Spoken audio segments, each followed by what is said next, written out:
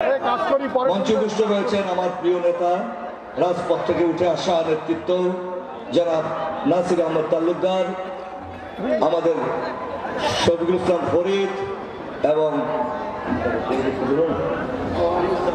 কাজী আনিসুর রহমান সহ নেতৃবৃন্দ, ভাইয়েরা, বোনেরা, আসসালামু আলাইকুম। সন্ধ্যা ঘনিয়ে এসেছে।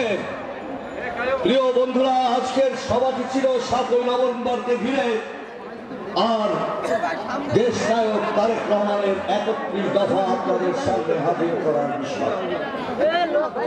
7ই নভেম্বর সম্পর্কে যদি আমার বলতে হয়, প্রথমেই বলতে হবে 1971 সাল মহান মুক্তিযুদ্ধ।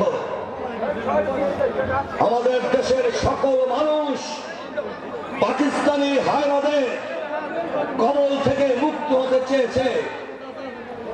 এর মূল কারণ ছিল অর্থনৈতিক বৈষম্য।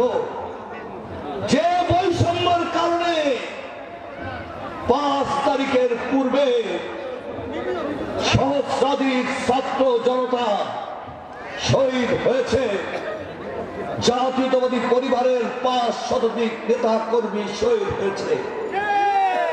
সেই বৈষম্যের বিরুদ্ধে বাংলাদেশের সকল পর্যায়ের মানুষ তখন ঐক্যবদ্ধ হয়েছে একটি মুক্তিযুদ্ধের চেতনায়।